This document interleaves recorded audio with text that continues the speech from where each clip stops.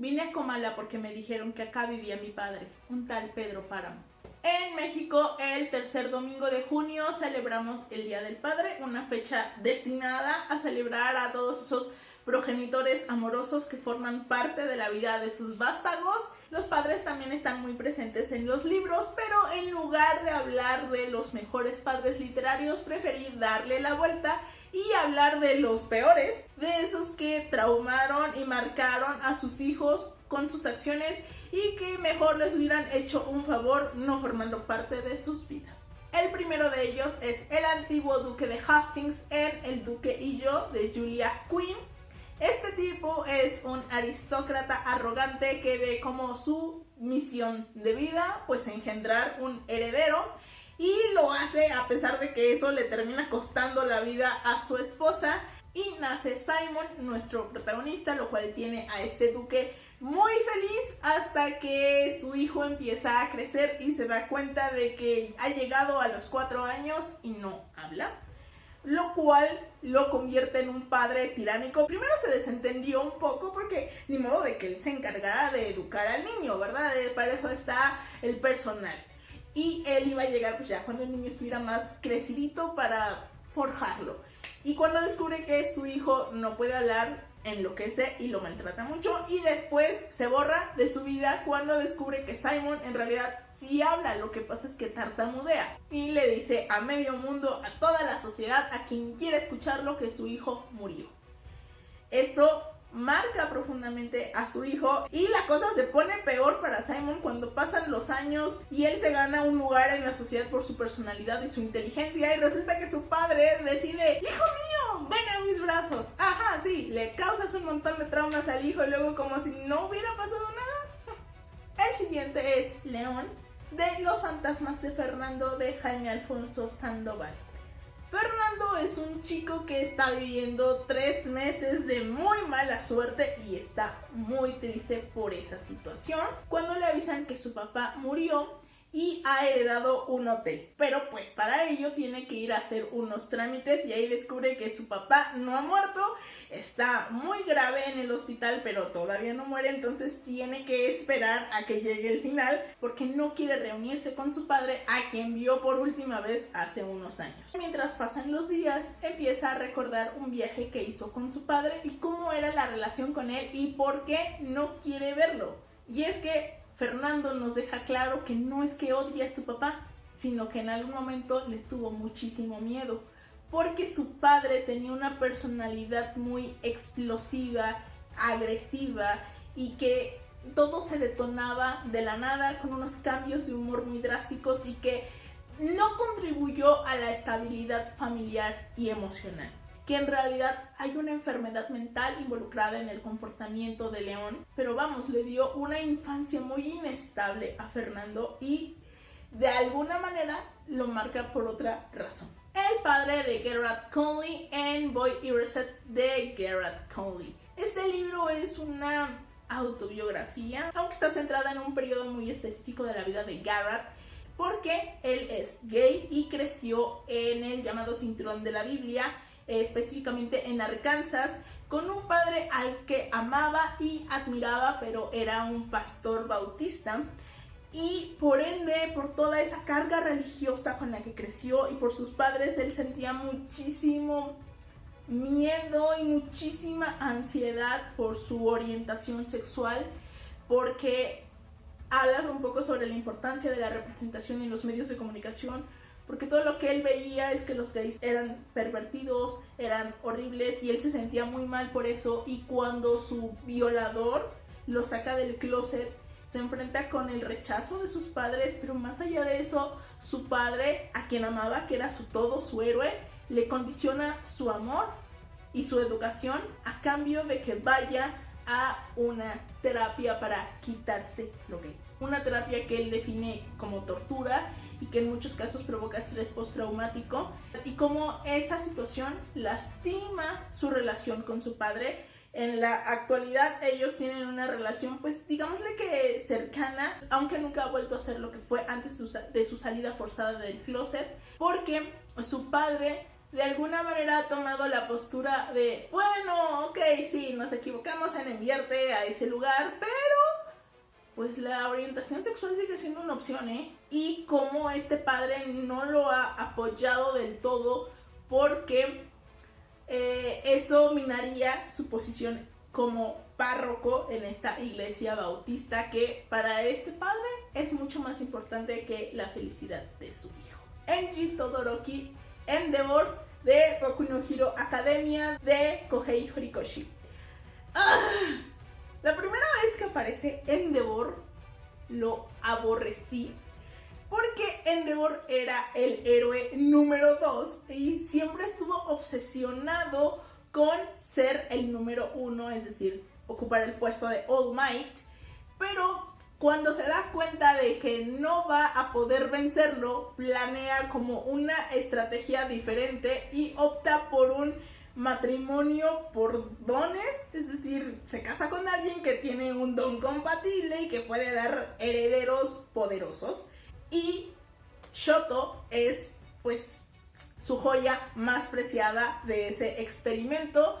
Cuando tiene a Shoto, sus demás hijos dejan de interesarle. Es un padre violento, agresivo, tiránico, que trata de moldear la vida de Shoto. Y bueno, ¿qué pasó con Touya? Y ese comportamiento lanza a Rei, su esposa, a una depresión. Y cuando Rei tiene un colapso mental, termina agrediendo a Shoto. ¡Vamos! Un tipejo. Eso obviamente deja tremendas huellas en la personalidad de Shoto, que decide alejarse del camino trazado por su padre, pero cosas que lo conflictúan demasiado. Ya ahí aborrecía a Endeavor y luego, para mí, enorme sorpresa, tiene un tremendo arco de redención donde Endeavor toma la postura de me equivoqué, quiero reconstruir una relación con mi familia, quiero ganarme el amor de mis hijos y su perdón. Él acepta todos sus errores y entiende que sus hijos no lo quieren ver, que no lo aprecian, que lo aborrecen, que no lo perdonan por lo que le hizo a su madre. Y él lo acepta y lo entiende, pero al mismo tiempo quiere corregirlo y quiere forjar esa familia que él en su momento destruyó.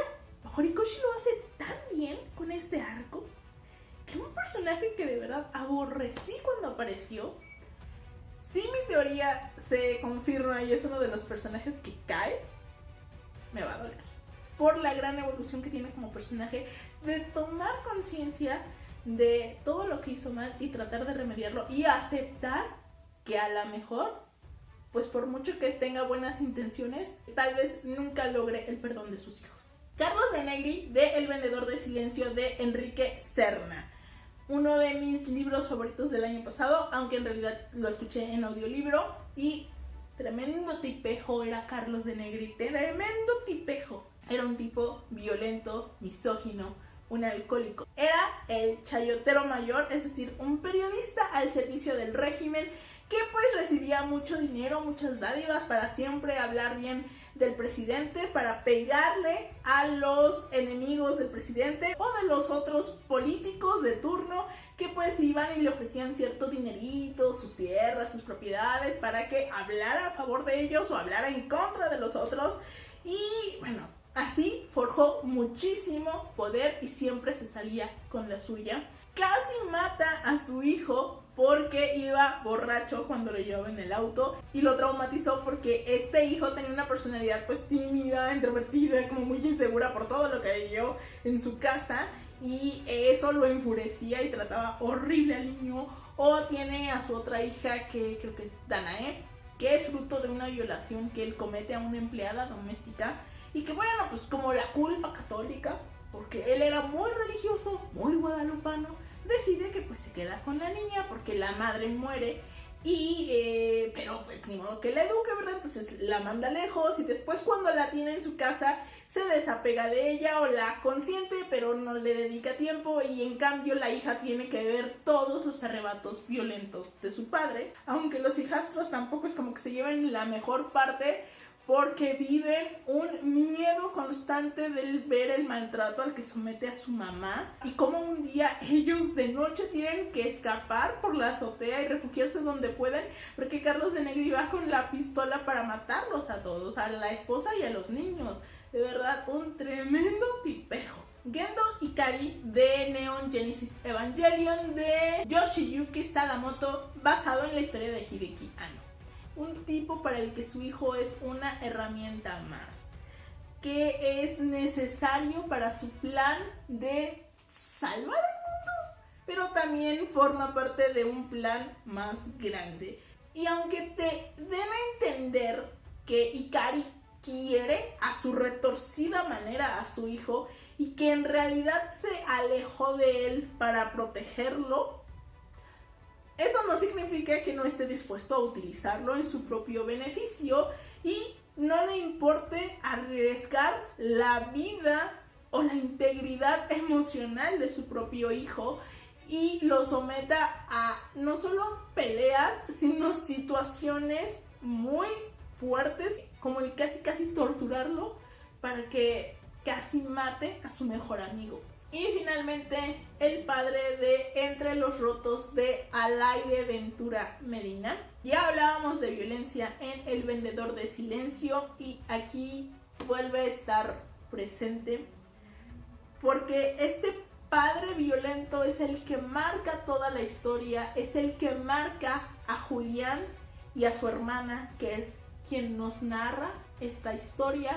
La protagonista, cuyo nombre nunca sabemos, encuentra unas fotografías que su hermano conservó y a partir de ellas empieza a reconstruir la historia de sus vidas como pequeños trozos, porque a veces son solo unos cuantos párrafos, unas líneas, para reflejar eso, que ella y su hermano Julián están rotos por la violencia con la que crecieron, con un padre golpeador, maltratador, que es capaz de aventar a su hijo de 5 años por las ventanas o las escaleras, no me acuerdo, que golpea diariamente a la esposa, una esposa que trata de huir y es regresada a ese hogar, a ese maltrato continuo.